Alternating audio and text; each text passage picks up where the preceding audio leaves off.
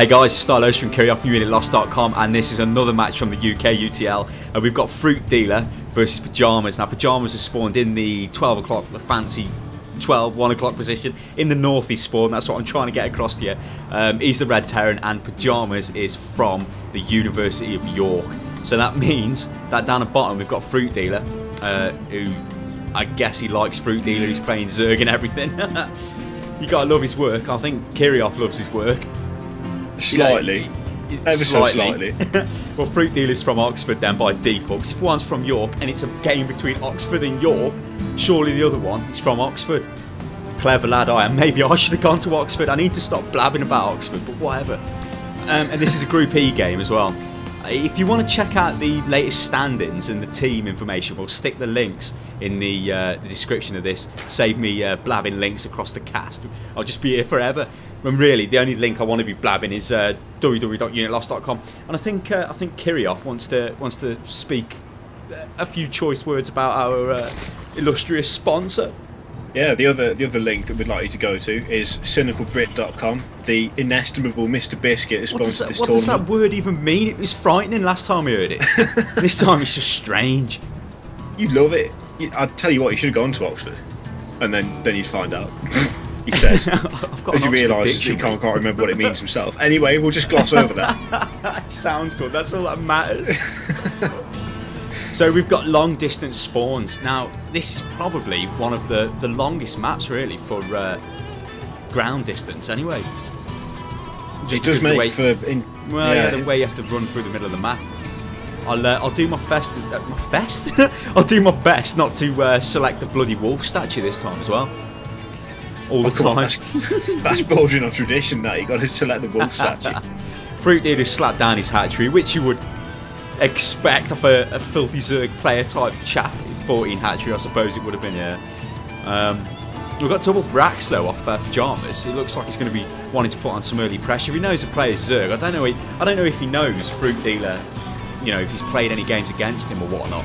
Knows his style, but he's moving out with it. No, that's the statue of Mengs. He's moving out with a Marine and an SCV. Could that. You just come across the drone. Quite timing that. Yeah, that drone would have seen that. Yeah. Then again, is there anything really that Fruit Dealer can do? Mind you, it depends what Pyjamas is going to do, doesn't it? That Marine seems to have stopped off. I think he's just generally checking around for. Yeah, there's a couple more Marines going. He's going to come. He's going to bunker rush him. He's going to attempt to bunker rush him anyway. The hatchery's just completed as well for Fruit Dealer. It's like I'm almost commenting on the GSL. One day, son, they'll have me. They'll be like, "That's Stylosa, lad. He's got the magic." I didn't even realise that Fruit Dealer left. I didn't even realise that Fruit Dealer left Korea to go to Oxford. He's come to participate in this amazing UK StarCraft tournament, specifically designed for university players. Spine crawler's going down, and there's a couple of Zerglings at the front ramp. So it's not really been that effective. Well, there's been no bunker rush. I would have expected an earlier push there. Maybe he could have got in earlier and got the bunkers slapped down. Because obviously there's creep spreading everywhere now. It'll be a bit of a problem, and that spine core is going to be complete before any major pressure can be put on, really. It looked as though that was what he was going for, but he sort of changed his mind part-way through. I mean, he's still massing Marines, but as you say, it's not going to be very effective now. Here comes the bunker now. So it's kind of a bunker contain. Hang on one moment. Oh yes, love it. It's kind of a bunker contain, but I don't think it's really going to be. The spine crawler's up the Queen. He doesn't really want to lose the Queen. He's bringing it back. He's got way loads of Zerglings. We'll just walk in and roll the Marines over there before the bunker gets completed, which might be the clever move. But he is moving up the spine crawler, which is the clever move, really, because you would have lost Zerglings there. Yeah, he doesn't need to lose any Zerglings with this, really. He can just let the spine crawler do the damage. Yeah, which he is. He's just letting the spine crawler bash away. I see if he's going to hit. Oh, he lives. I don't know how he could survive being hit in the face with that. And how disgusting is that spine crawler? What the hell? When it attacks, it's sickening, eh? They're disgusting. I mean, at least in the first StarCraft, you had the decency to have the horrible tongue thing underground. But what was it? It was a sunken colony, wasn't it, in Brood War? Yeah. I think it was, anyway. So we got a couple of Marines just chilling out there. On the creep, it looks like they're moving back towards that bunker, though. It's kind of been a bit of a failure, this has. So, I mean, what's he looking to do here? He's expanding off the back of his pyjamas, which makes sense. He's just killed scouting drone, which sees there's no expansion. I don't know whether it actually got up the ramp there to find that.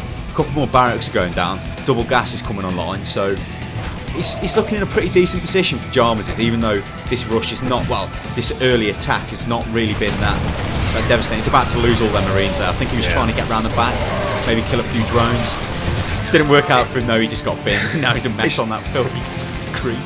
It's not been very effective, really. I mean, he could have, if he'd have moved that earlier, he might have been able to pull it off. But as a contain, he didn't have the right forces, and the SCVs retreated too quickly. And as a bunker rush, it just failed miserably. So I just think it was a little bit delayed. Maybe he could have gone in a bit earlier. But it doesn't matter. I mean, he's still in the commanding. Well, is he in the commanding position? I don't know. When he's about to get his. He's got a decent amount of marines and he's going mass racks as well. He's dropped another racks on the front and we've got his engineering bay down, so he's definitely going to be going for some infantry based play. I'm clever like that, obviously, with there being no factions and like 5 barracks. Zerglings are coming in for a dirty run by, but that's a nice position on the buildings in the bunker there. You can chuck some marines into that. It's nice and secure there. It is looking increasingly like it's not even going to be LNM, is it? It's just going to be mass. Just mass marines, but he's going to have to. He's got the tech lag coming down. Is that going to be for... well, it's definitely going to be for stim. We maybe go for combat shields before it. I've seen that a few times, but generally, almost all the time, it's stim. Unless he's going to be looking to get some marauders out. But, you know, what's Fruit Dealer doing? Fruit Dealer is going for the evolution chamber and the Baneling there. So he's going to try and do some kind of a Baneling bust. Or maybe just roll him straight into the mineral line there at the expansion, do a shed load of damage. I think he's definitely gone for the right reaction to this, although there is now a factory going down as well, so... Yeah, but he could probably just be for the starports to get the medevacs out, I reckon, unless he's going to go for Hellions or something. But given the amount of marines, it makes sense to get the medevacs out. Zerglings look like they're going to... No, they're backing off, the Zerglings are. Probably to a safe location. There's Stims on the way as well. To a safe location to start morphing into Banelings, I bet. Four marines at the watchtower. He was like, yo bro, I'm just holding the watchtower, and the other lad's like, oh, I don't know whether you just looked over your shoulder, but there's about 10 Zerglings coming. And then it was all bad. It was all bad as they were ripped apart. So. It went wrong for them, but they died doing what they love, standing next to a tower. It's always perplexed me how standing near them towers actually activates them. It's like, I'm just near it, good lord, I can see everywhere. Yeah, it's It'd be good mad. if there was like a little animation or something, like a little spark of electricity off the unit. It'd be good if there was some action. It looks like we're going to be progressing here into a very long macro game by the looks of it. Third expansion is being built by Pyjamas. The Zerg player's got his up and running, just transferring over quite a lot of drones actually. He's been power droning up. I mean, what is his drone count? 60 drones to 45 SCVs. That's a bit funky, that is. Should have a massive, well, a healthy economic lead. Yeah. And I think that's even with mules out, is it? No, I don't think it is. No. But he is in the lead by quite a lot there.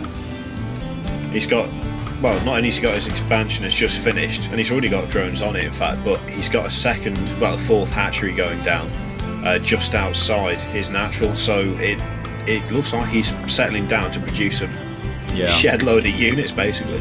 Well, Siege Tech's just completed. The Spire is on the way as well for Fruit Dealer. Siege Tech should be quite nice there. I mean, he's in a very strong defensive position there.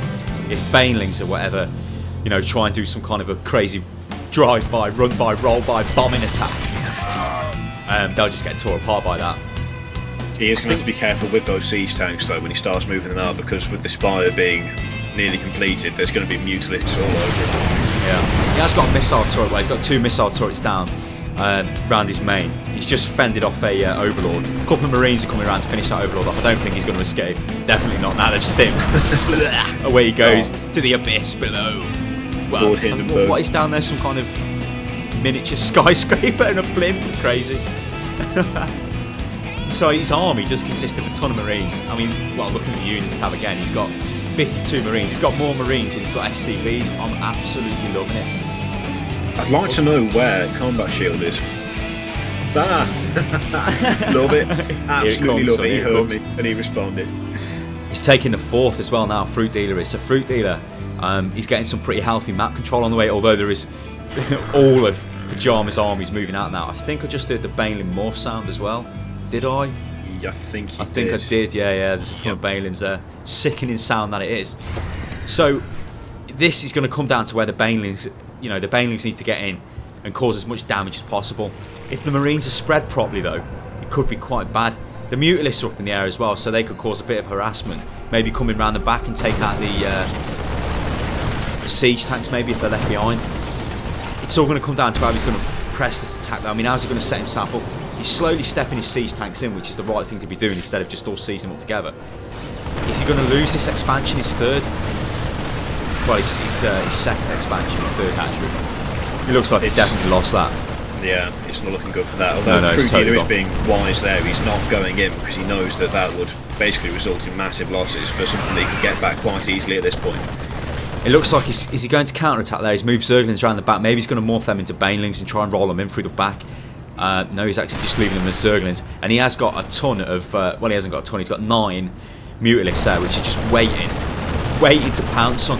His forces are spread out quite decent, though, against any kind of Baneling attack. So it's not really too clever. But he's rolling straight into the back there of the Zerglings. Kind of wasted the Zerglings, really. They got totally torn apart there. The Mutalisks need to do something, because if those Marines stim into them, that's going to be quite painful. Oh, what's going on at the front here? We've got loads of Banelings. That's going to wipe that out completely. All the siege tanks are going to be gone. That's going to get more siege tanks. No, good lord. The damage has been done. Absolutely sickening, that is. Units killed, 139 for Jar, 59 for Fruit Dealer. And almost all of them for Fruit Dealer, the kills he just picked up basically game in the last, 5, 6, 7 seconds. Whoa, sickening it was. I wish Pyjamas would stop stimming those Marines. They've got no health. He's got a medevac out, but he hasn't got much energy. It's kind of, yeah, I mean, that was a needless stimming there. They're going to get taken out by the Broodlings. Bye. Yeah, you should never lose Marines to Broodlings. It's just not. It shouldn't even happen. Even the siege tank took a hell of a lot of damage there. The planetary fortress up the top is taking a bit of damage off the Mutalisks, but there's going to be a problem because some missile turrets are going up, but I don't think Fruit Dealer's actually looking at this because he could take out the missile turrets as they're being built. Marines are coming over as well now to help out with this, so that's going to get cleaned up, no problem. We've got forces moving through the middle of the map as well. We've got Marines, 3 siege tanks and the medevac, which are coming back down to meet that other siege tank who was out of position. But we do actually have another expansion being taken by Fruit Dealer off to the left hand side of the map, which I don't think has been scouted by Pyjamas, so I don't think he knows that's there. No, not. The income's pretty even as well at the moment. Yeah, he's got no idea. Pyjamas has just had no idea that expansion's there. So I mean, Fruit Dealer's got free reign over that part of the map at the moment. It's not even been scouted out.